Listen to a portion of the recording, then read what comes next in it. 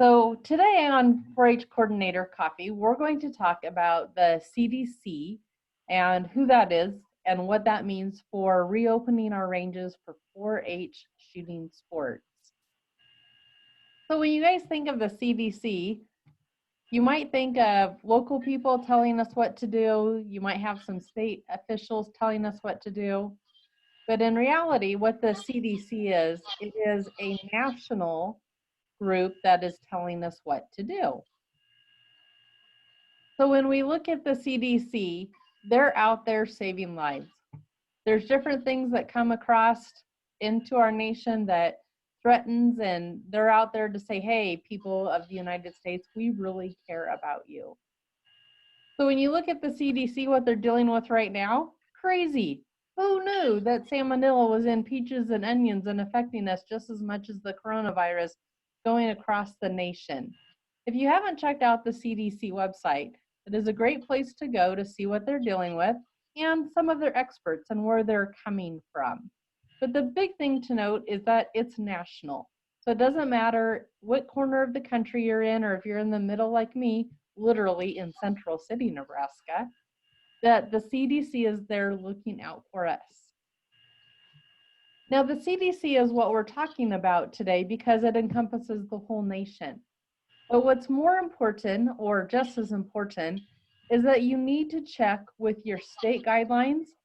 For example, right now we're in a phase where we can only have 75% capacity at any indoor facility. Our county guidelines, we have a county that says that masks need to be made available at any public place. So do you have something like that? There is actually a city that says masks are required for all public spaces. So when we're bringing 4-H members together, that's public. So if you have a guideline like that, you would need to know about it. Of course, your state 4-H rules.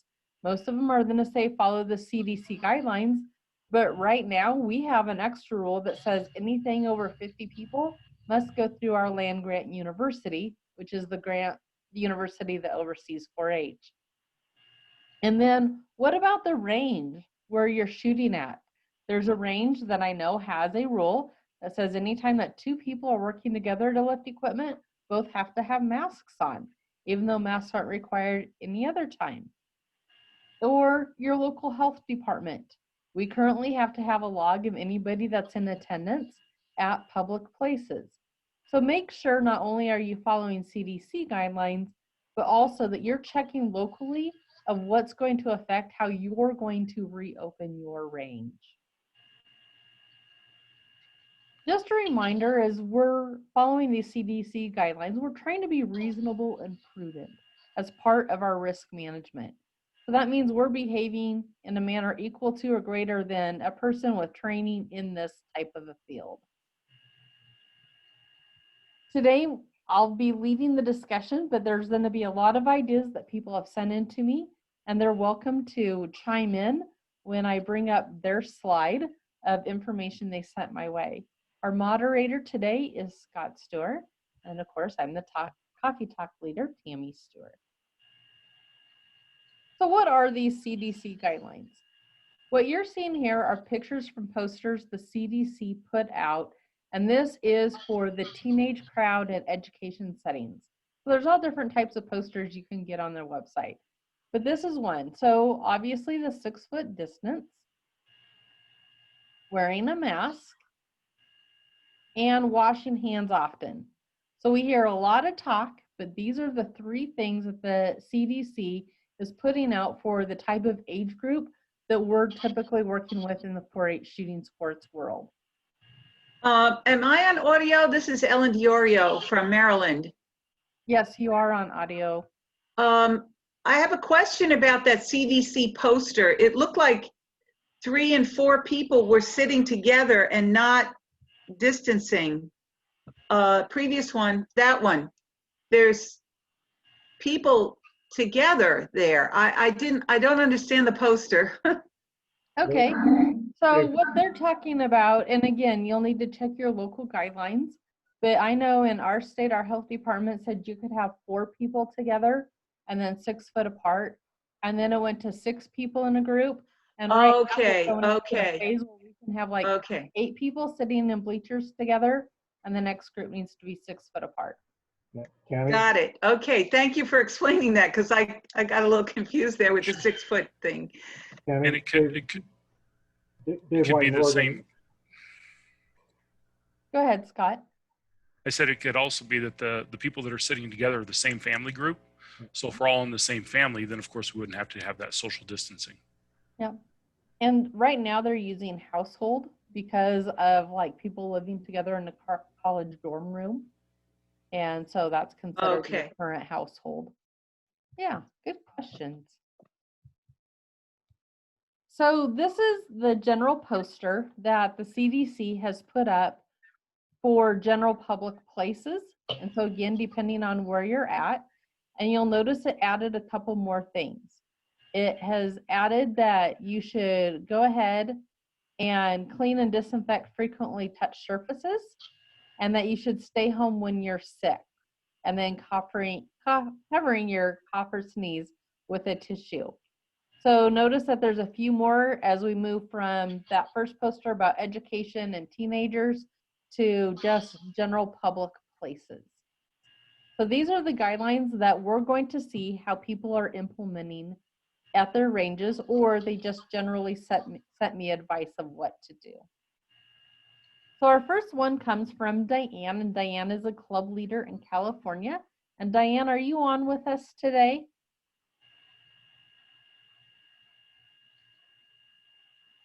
So what Diane Yes, I'm here. Oh, good, Diane, thanks. So what Diane has done here, she's taken some great pictures of her daughter, I believe. And Diane has used a color coding system. So you can see there you have the ground quiver, or used arrows as she called it in her write up to me. And then she has the child that has the yellow on, the bow has the yellow, even down to the water bottle and the targets have the yellow on. So Diane, now that you've implemented all of this, tell us a little bit about how is this going for you? Yeah, so we started back in June when we were allowed to have up to 10 people in a group. And it was really easy. When the kids came, I explained to them how we were going to do things. And I asked them, first I sent out an email telling them and their parents, this is my plan. Do you guys all feel comfortable with it? And they all sent me back information saying, yes, this plan is great. We feel very comfortable with it. So we went ahead and had our first meeting. I explained things. It was really clear because all of my color coding is really obvious. You know, it's duct tape, it's bright. And all my bales or my targets are 10 to 12 feet apart because I have the space to do that. And it just made it really easy because then the kids aren't thinking about, oh, am I being safe? Am I following guidelines? It's pretty brainless. They don't even have a choice to be safe. It's just that easy. Yeah, so those are I have the space to have my targets far enough apart that they don't even have to worry about being near each other. And I like, Diane, the risk management that we deal with all the time. You have the range rules up there. You have the visuals about the 11 steps to the 10 ring. Like all the information to educate as well as risk management that we are used to is included. And this to me looks super organized. Like when you sent me these pictures, I'm like, I am so doing this with my beginning shooters and when I do archery camp. So thank you very much. I just wanted it to be really easy. That's my whole goal, was it to be easy so we could focus on having fun and focus on learning archery, and then everything else was just happening. That is so neat. Does anybody have any questions for Diane about her color coding system and how it's working for her? Yes, this is Ellen Diorio from Maryland. What happens to the arrows after, and the bows? In other words, our club, we have about 6 or 8 bows, and when the first line is done shooting, they put their bow down and the next line comes up because we have probably about 16 members. So my first question is, what happens to the arrows and the bows after you're finished?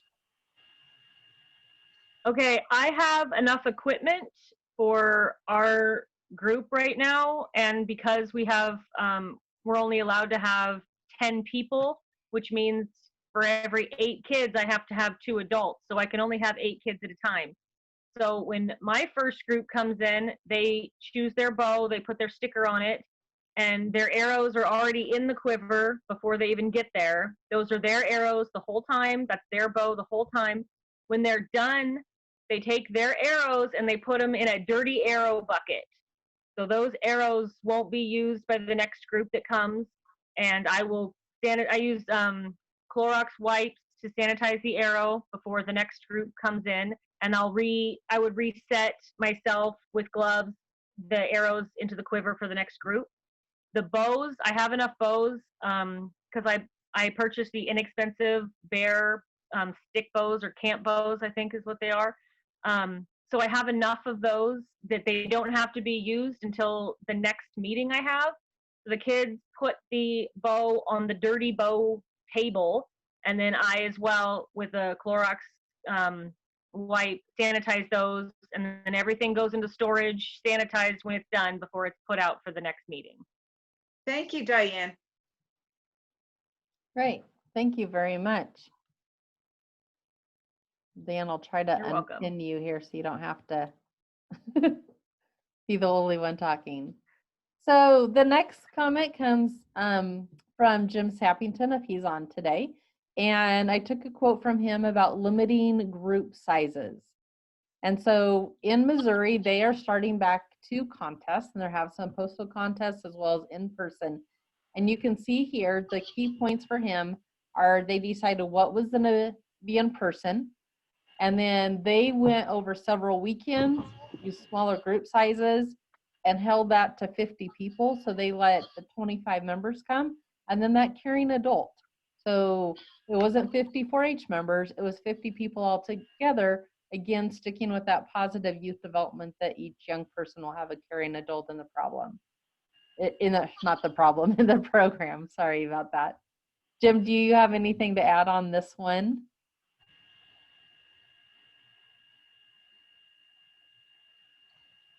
Okay. So last coordinator coffee, Daniel Ivy from Texas, shared this with us. So this came out of the chat. And he was trying to find an ingredient, and it is called Pure Green 24. So there's pictures over to the right of the different ways that you can buy that. And this is on the CDC list of disinfectants. So he was looking at what that active ingredient is.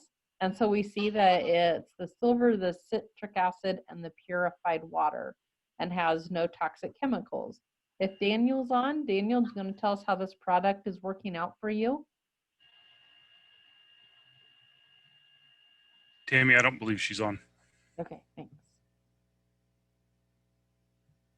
And then Larry from New Hampshire sent us this information here. And this comes from their pandemic programming rules of how to sanitize firearms and archery equipment. And so we can see here that they talked about the alcohol wipes work, and was very adamant about not using bleach-based cleaners on equipment, as they can damage the metal finishes. So, and his information came from SIG Academy and Branwells Incorporated. So those might be some places that you want to check out. And then of course he is reminding everybody to re-oil the surfaces because the alcohol can remove the coating. So when you're looking at these different types of cleaners and then going through and disinfecting after you cleaning, some things that you're going to want to look at for that cleaner and check into is how long will it kill that virus or bacteria. So the previous cleaner, that Pure Green 24 right here, that lasts for up to 24 hours. So that would be a good thing to know. And then, and it takes about 2 minutes of sitting there before it kills the bacteria. And then what are any warnings? Is skin supposed to touch it? Or are you supposed to use gloves? Does it need to dry first? So ask those key questions when choosing your cleaner disinfectant for your 4-H group. This advice comes from Nebraska 4-H Shooting Sports. They are starting back the contest. State archery actually starts tomorrow. Shotguns coming up. The rifle contests are all coming up. And so this is the mitigation plan. And the big things to kind of note here are that the public shooting park itself is going to be close to the public. Now, if any of you have been out to the Heartland Shooting Park for the National 4-H Shooting Sports Competition Championships, you know that different people come in and out and things like that. So these are things that were agreed upon by the range as well as the 4-H shooting sports coordinator. You'll notice that people are able to leave after shooting. They don't need to stick around for an awards. Groups will always be under 6 people. That includes the coach or chaperone with the youth. The 6-foot distance is maintained within that squad or group. Face covering is only required when the youth are traveling between stations. Items are handed out. What we want to avoid is people putting their hands in the same pod or the same place, like pulling out a pencil. It's better to hand things out and just have that one person handing out instead of everybody exposing their germs and bacteria to each other. You'll also notice that household members are the ones that need to attend with the individual, and there's no sharing of equipment. So these are ways that they've set up and mitigated for the CDC guidelines and local guidelines. Some things to think about in contract tracing so we can let people know if they've been exposed is having people bring their own chairs. So we're not providing places for them to sit, and then helping them place those chairs 6 foot apart, like when they're shooting shotgun, as soon as they're done up at the line, going back and sitting in a chair instead of going back to the gun rack and visiting with other people or 4-Hers. Have families come and shoot at the same time, leave, and then the next group of families come in, versus having, like in our archery program, we'll do juniors at 7 o'clock and then seniors at 8:30. We wouldn't do that. We would have, if you have a junior and senior, your family's assigned to this time. And then only having that one spectator or parent per shooter to limit the number of people who could potentially be exposed. Having everybody wash hands upon arrival. So then you know that they're coming in with some clean hands. And then you'll see these young people here, they actually made these bottles of disinfectant. And so we received some free alcohol-based disinfectant, and they are putting it in the spray bottles. So everybody receives one of those to bring and spray on their hands. And then reminding them to disinfect before they go if they're removing a target. Again, so that way they're going up with disinfected hands when they could potentially be sharing a target with somebody else. So this came from a state archery contest CRO. And sorry, I know I have shotgun as a picture down here. And they actually did screening for symptoms. And so the person that is checking people in asks these 2 questions about the symptoms of difficult breathing, headache, diarrhea, and then have they had any known contact with anyone? And if they answered yes to either of them, then they're asked to leave. So that's one of the ways that this state archery contest was mitigating the spread of COVID-19. So in asking some of the different types of leaders that either have practice or are thinking about going back to practice, this is what we got. If you are going to share equipment, just try not to. And then if you do have to, use alcohol-based wipes, especially on the grip. Make sure that the masks have no strings. You'll notice back in Diane's picture that her daughter had a mask on with strings, but they take that off when they actually shoot. You don't want to have anything that there is to catch. And then make sure that you're really waxing. Sometimes I know people get laxed about waxing and taking care of equipment because you're so busy. But if you're going to use any type of an alcohol base on a string, you're going to want to make sure that that waxing is happening on a regular basis. And then study your book, your coach placement and position, so you can figure out which ones to use that you can be 6 foot away from a youth. And then of course have a mask handy if you need to jump in. The other part about this was a yardstick. And so if you have a yardstick between the length of your arm and extending out, and then the 3 feet of the yardstick, if I need this hand moved up, I place the yardstick here and ask the young person to move. Or if I need it moved down, I place the yardstick here and say, will you please move your hand down, your shoulder, move your foot over to the yardstick. And that kind of gives you a gauge between an extended arm and a yardstick about that 6 foot that you should be away for young people. If you do have to help them move, which usually we use the Gumby method, which wouldn't be available in this situation. In shotgun, the advice was just disinfecting any commonly touched surface. Eye contact is really crucial. If the coach has that mask on and they're talking to a young people, since the young person isn't reading the lips, and making sure that they have their full attention. If you are having to wear a mask, make sure that you worked on how not to fog up the glasses so the young person has a clear line of sight. Having each person pick up their own shells before moving to the next spot, since they're the ones that had originally put them in the gun. Have one button pusher if you're not using voice control. Using alcohol-based wipes, no bleach on the stocks. And then on the triggers, making sure that you're taking care of that appropriately with the right kind combination. Muzzle loader, having everybody have their own loading station would be important, so you don't have 5 or 6 people touching the powder container. That coaching placement came up again. Disinfecting commonly touched surfaces, using alcohol-based wipes, and just a reminder that in that class, you're taught how to clean that whole muzzle loader. So be using that and making sure the young people are cleaning as well as disinfecting. And then pistol, assigning each one their own table and their own loading table, if that's different than the table they're shooting off of. And then because of it being out in front of them, making sure that there's no shared equipment was the advice from the pistol coach. Rifle, making sure youth have their own mats when they're in the prone position, using soap and water followed by a disinfectant.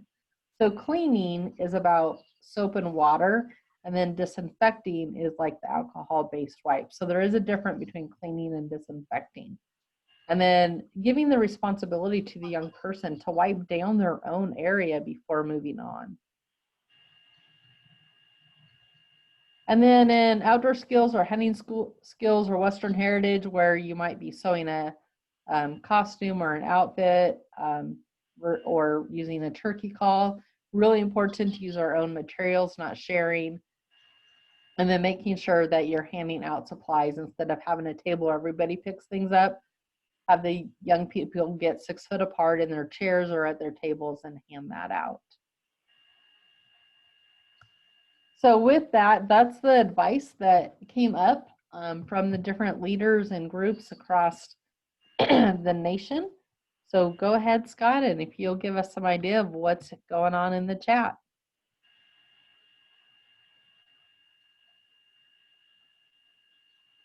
Sure. So there was some talk that was already covered, like on strength slap, with dealing with the masks and some of the issues there. There's some talk about that green 24 and whether or not it's a concentrate, and it's not. It's ready to use. It's not a concentrate. Just go ahead and use it. And then your recordings and stuff. I'm actually in the chat right now. I'm going to put in the link to where this recording, once Tammy gets that to me, I will get it up on the National 4-H Shooting Sports Committee website. So it will be on that website, and the link will go into the chat box, so you can copy that. And then this presentation will also be there. So any other questions, folks? Or are there any other people that have something to share that are back at the range with those that are just getting prepared to go back?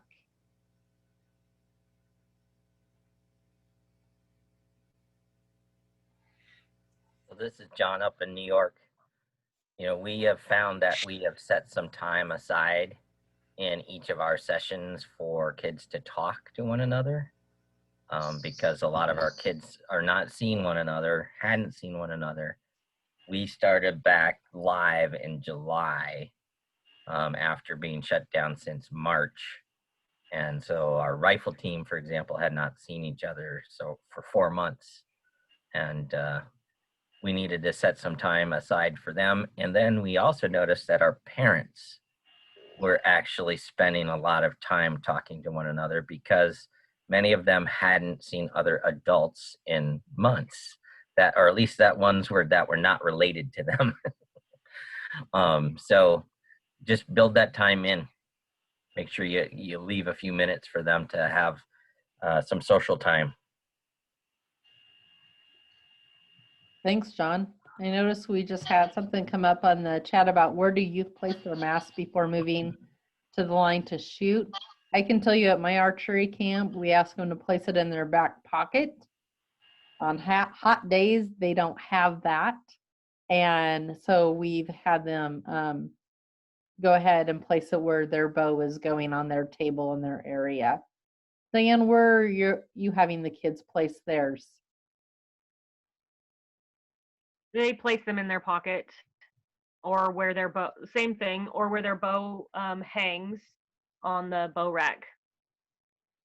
Okay, good deal. The most important thing, if you've read about masks and how you're supposed to fold them and put them away and not just set them on a table, that's what you're trying to avoid, because it doesn't do us any good to wear the mask and then put it out where it's exposing others. So making sure that it's in a confined place like a pocket or something is important.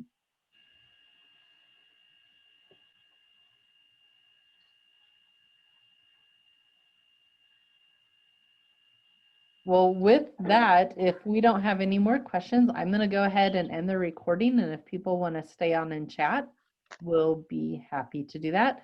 Just a reminder, in the month of October, I believe the coordinator coffee is going to be about ambassadors and either how to use ambassadors, start an ambassador program, and what that can mean for your local club.